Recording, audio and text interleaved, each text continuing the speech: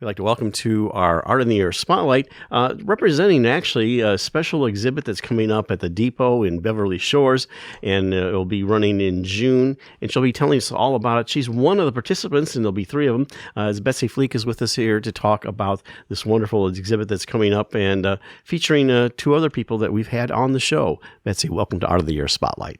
Oh, thank you so much, Larry and Esther. Yeah, glad to be here. Meeting. Since you've never been on the show before, we want to briefly ask you a little bit about you and your art, and then we'll talk about this exhibit that you're part of. Well, we want you... I would love to talk about my art. I actually started painting watercolor birds during COVID. I'm what I call after I retired, and I picked up a paintbrush, and I found that I really, really enjoyed and loved painting the local birds of the dunes. And that's all I focus on is the local birds of the area as well as their habitats. So it started out with a master naturalist class and then led to an art class. And I've been doing birds ever since then. A little bit that's about me. I used to do global IT and traveled all over the world.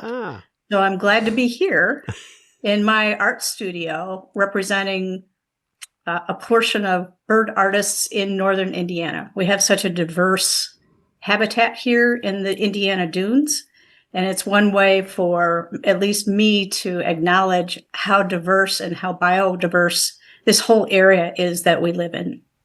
And as many different types of artists as there are birds. Do you favor a particular bird that you find that you paint more than others? That's a great question. I get a lot of calls for cardinals, mainly because there's a mythological thought behind them that they represent dearly departed. But I personally like to paint birds in their quirky natures. So a particular tilt of the head, or since their eyes are located on the side of their heads and they don't stare at you like we do, they have to turn their head to actually see you. And it kind of looks like they're questioning what you have to say.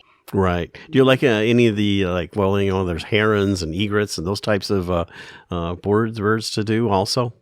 I love the great blue heron. They are majestic as I would love to emulate them, and they can stalk the shorelines of ponds and lakes as they wait for their little fish and frogs, those things to come up where they can spear them with their giant bill.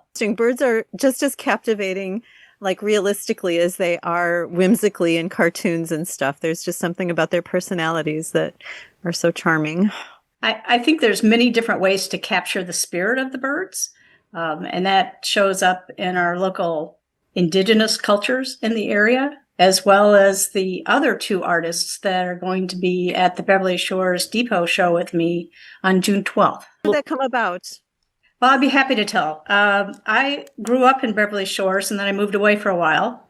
And when I came back and I started painting, I knew some folks at Beverly Shores Depot, and they said, well, you're painting. How would you like to do a show at the Depot? And I said, well, I have birds.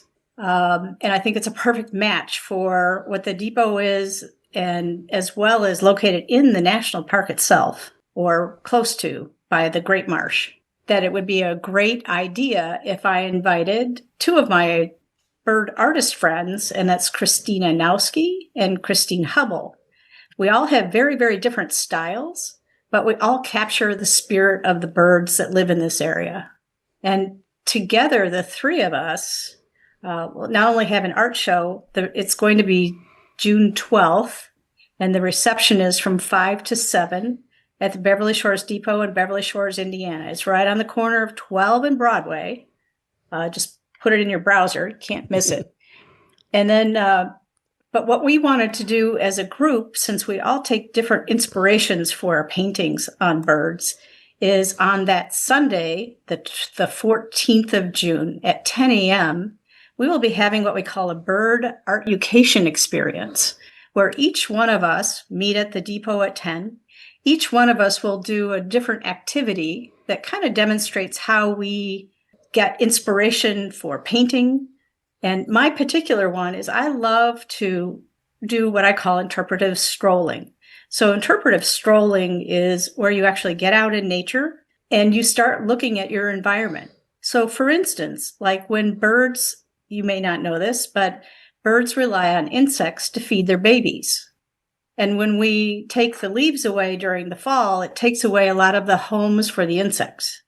So there's a trickle-down effect where you may not see any birds in your neighborhood and you wonder why.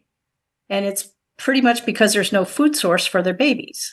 So interpretive strolling kind of brings those pieces together, at least for me, to understand how important habitat is for the sustainability of the bird population in this area.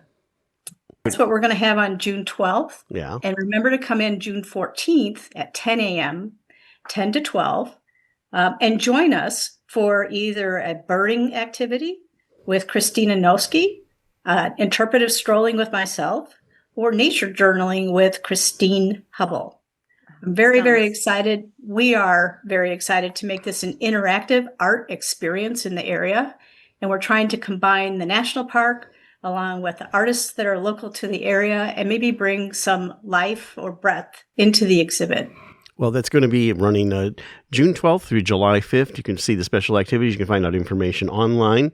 And the depot is open on Fridays 1 to 5, Saturday 10 to 5, and Sundays 1 to 3, besides the special events. Thank you so much, Betsy, for coming on Art of the Air and Spotlight and sharing this. Thank you. Yes, it sounds so fantastic. Thank you. Art on the Air Spotlight and the complete 1-hour program on Sunday is brought to you by Ember Forge Consulting. With end-to-end expertise in learning strategy, design, and implementation, Ember Forge turns your organization's knowledge into impact. To learn more, visit emberforgeconsulting.com.